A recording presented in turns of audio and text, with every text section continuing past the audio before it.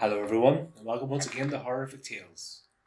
Before we begin, can I just ask that you like and share these videos, and pass the word around to help get as much support for our artists as possible, who kindly lend their talents to the show. In tonight's show, we have a murderous rampage carried out by nuns. However, are their actions justified this time? Please join me as we present Needlepoint by Hilary Dodge.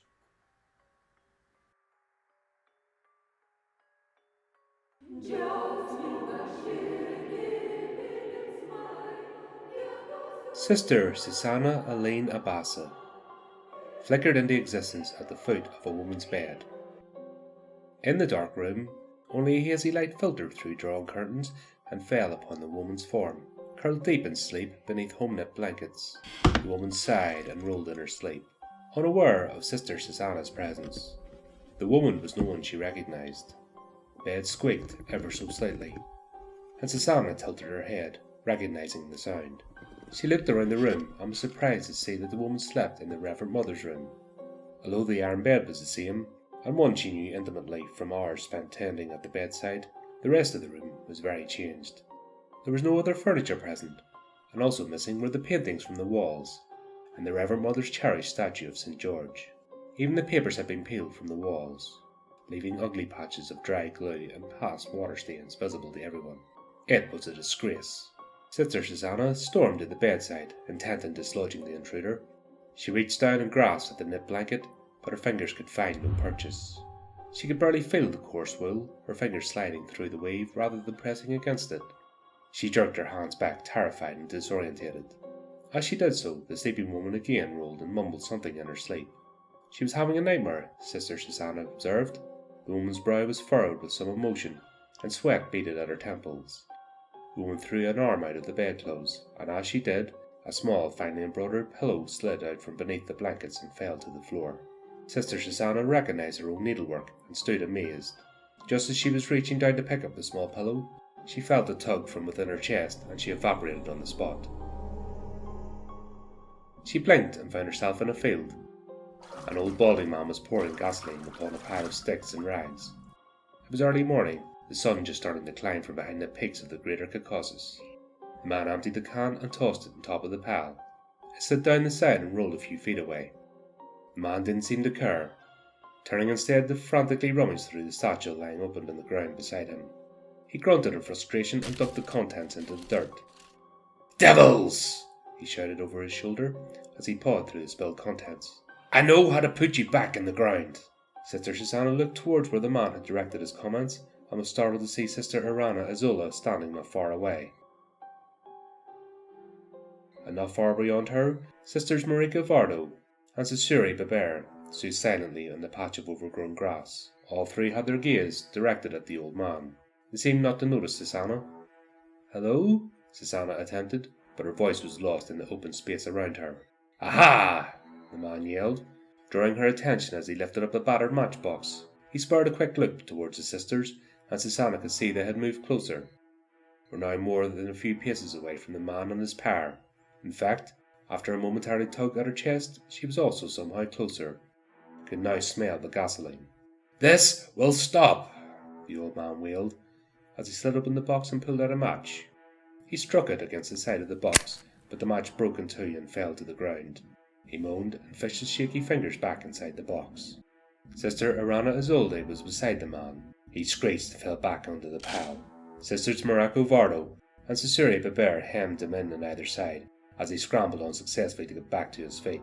The sisters bent over to him, their faces mere centimetres from his. Susanna felt a tug but fought against it. "Wait, what are you?" Her query was cut off by a sharply pitched scream. Susanna felt a pulling sensation and was suddenly right beside the old man. She could see the splintered shard of wood protruding from his chest, blood pooling in the sunken space around the puncture, running down his side and into objects in the pyre. Needlework. Their needlework. The embroidery of the nuns of the convent of St. George. The man was moaning and crying, blood bubbling from his lips as their sisters struck and stabbed him with the broken wood from the pile. Susanna ached, feeling the man's torment, but somehow unable to resist from raising her hand towards the dying man. Towards the man she now recognized past the changes time had wrought. The man coughed and ground his teeth. "Die, you devils!" Another match was retrieved, and this one successfully lit. The pile went up in a blaze around them, but Susanna could not feel the heat. In moments she dissolved.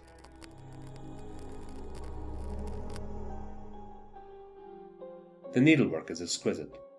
A floral pattern set under the background of intricate cutwork, styled in the pattern of repeating cruciform. The signature needlework of the convent.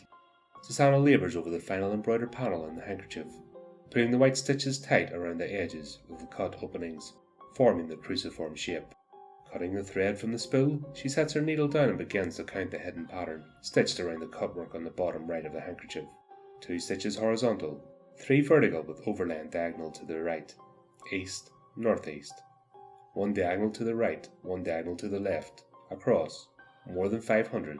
Satisfied, Susanna stands to bring the handkerchief over to the Reverend Mother, who nods solemnly, and she accepts it.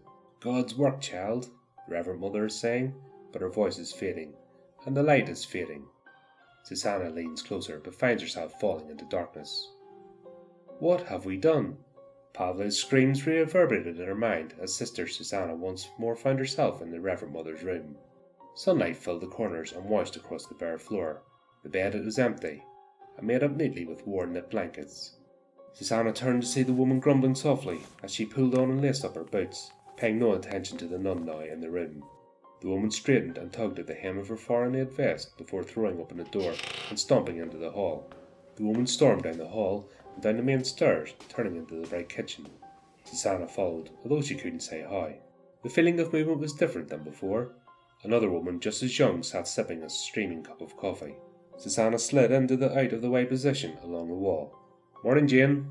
The woman with the coffee nodded to another cup across the table. Susanna wasn't acknowledged, and she was suddenly sure that neither woman could actually see her. "They're gone!" exclaimed the woman from the Reverend Mother's room. "Who took them, Sam?" Sam gestured towards the front hall. "That old man came by this morning." "Pavla?" "No one told me that," said Jane, dropping into the chair across from Sam. "I boxed them up to take with us. They should be preserved." Susanna shifted, upsetting a cross hanging on the wall. It swung to one side and fell back into place. The girls flicked a glance towards the wall and then resumed their conversation. Sam shrugged. "I'm sure they'll be stored somewhere safe. Now you can focus on other things. We have to be out by tomorrow night. They're saying the soldiers will be here in 3 days' time after that." Sister Susanna felt a sharp pain in her back, and a memory bobbed at the surface of her mind. Those needle points are the only remaining samples of the work the nuns used to sell to fund the convent before the revolution. They're a crucial part of the town's history. "What is?" A new woman came into the kitchen. A local woman with a familiar jawline and brow. "The needle points," said Jane, stirring sugar into her coffee. "They should be in a museum, or a university at least." The local woman found another cup and filled it with coffee. "You Americans with your ideas." "Well, I still have that one pillow," said Jane, standing up. "Do you know if any of the townsfolk have others? Our grandparents don't like to talk about that time." "Geez, Jane, have some sensitivity. All those nuns." The tug came, and Susanna went somewhere else. Sister Susanna jerks awake to the screams. It is the middle of the night and she throws her tangled bedclothes off and runs to the door. The hall is in disorder. Broken furniture and torn curtains are strewn atop the flagstones. A figure lies prone 3 doors down. Susanna runs to her side and discovers the doctor from the town. Kind eyes, sightless, mouth agape in terror. Blood still courses from the jagged slit across his throat. A gunshot rings out from the dorm, and the young novitiates begin to scream. A feeble voice issues through the doorway at the end of the hall. "Help!" Susanna goes to the voice, and sees the Reverend Mother, frail and small in her bed. The old woman is terrified. "They've given us up," she cries, tears streaking down her cheeks. Susanna runs to the mother's side to help her from the bed. At that instant she feels a sharp, hard punch to the middle of her back. As she collapses atop the Reverend Mother, she watches as her warm blood soaks through the covers and onto the old woman before losing consciousness. Sister Susanna opened her eyes in another kitchen, smaller and more rustic. A pot in the stovetop bubbled, and Susanna smelled onion and pork. Sisters Arana Isolde, Morocco Vardo, and Susuri Beber stood beside her. 2 others appeared in the room. Sisters Eza Ekaterina and Arana Madonna, blinking into existence like a switch had been flipped. An old woman entered the kitchen and stopped dead at the sight of them.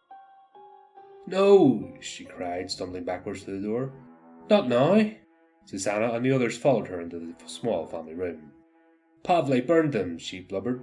"We saw the smoke." The old woman had run into an even older man who was slowly packing items into a pair of battered suitcases. He looked up, stunned, as the nuns moved into the room, spreading around the edges. The old couple, who Susanna once knew as Ottar and Anna Berdes, cowered beside the pitiful remnants of their lives. "No! Stop!" Susanna tried to cry out. Her open mouth made no sounds. Ottar stood and shielded his wife, piercingly blue eyes pleading. "What do you want?" "We're sorry!" Anna was crying hysterically, as the sisters of the convent of St. George closed in. "What have we done?" Susanna's hands were shaking. She looked up from them to see the young woman, Jane, standing before the open closet, artfully hidden in the panelwork surrounding the fireplace of the Reverend Mother's room. The light coming through the window was fading, and a small fire was burning in the hearth. The other young woman, Sam, came out of the space with an electric torch in hand. "Nope, nothing left." Jane stepped back to give Sam space now, moving to the opposite side of the fireplace. In her hands was a beautiful little needlepoint pillow. "It's just, I don't get it. Why would that old man do that to himself?" Sam shrugged and put the torch to the mantel. Maybe the sight of them dredged up old memories, things best forgotten. Jane began to pace the room, clutching the pillow tightly to her chest. She stepped close to Susanna, who stood at the front of the bed, and shivered as she passed by.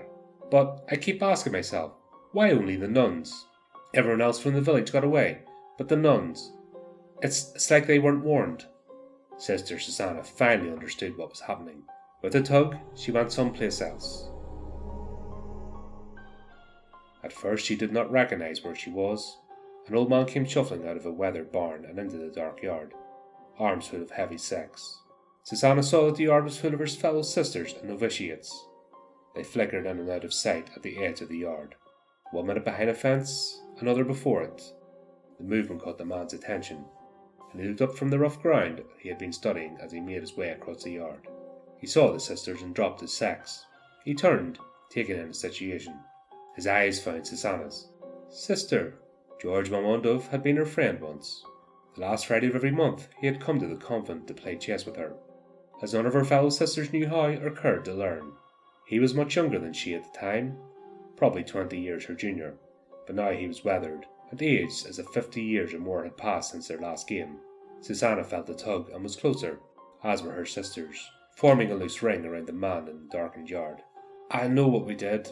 What I did was wrong." He looked up and spoke only to Susanna. "I can't ask for forgiveness, but—" He seemed to struggle for the words, but in that moment the sisters bent closer. "What we did saved the town. Everyone, the families got away, the children lived, were able to have children of their own. It was a terrible decision. We hated ourselves for it." The tug pulled them all closer, within touching distance. But George did not cower. He did not try to fight or run. Susanna fought with all her might to stay her hand, to remove herself. She closed her eyes to the night, to George's screams, and fell inside the blackness within. The fire had grown a little, and both women were sitting on the floor before it, gazing into its flame. Susanna stood close behind them. "You still have the one," offered Sam. Jane was holding the pillow, running her fingertips over the embroidery. "It'll be all that's left of them. The nuns, I mean. Those soldiers are going to burn this village to the ground, just like they did the last 3. They'll leave nothing standing." Susanna reached towards the pillow. "It's tragic," agreed Sam, "especially considering how the nuns died." "They were murdered, Sam, and no one is going to remember them or their story." Susanna paused, hand inches above the young woman's shoulder. Jane thumbed the fringe on the edges of the pillow. Susanna wept inside. With everything her spirit could muster, she grabbed the pillow, surprised to feel its soft surface, and tossed it into the flames. Both women had seen her in that one inexplicable instant. In frozen fascination, all 3 watched as the flames devoured the little needlework pillow. Susanna sighed and was gone.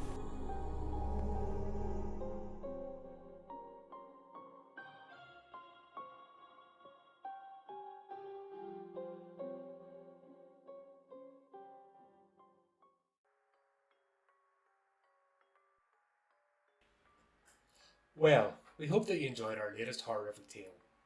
If you want to keep up to date with future episodes, then subscribe to our YouTube channel and like or follow our social media pages.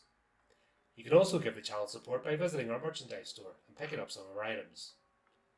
Please also take a moment to support our contributing artists who very kindly lend their talents to the show. Check out the links in the description on how you can do this. Well, that just leaves me to say, until next time my friends, keep it creepy, keep it horrific.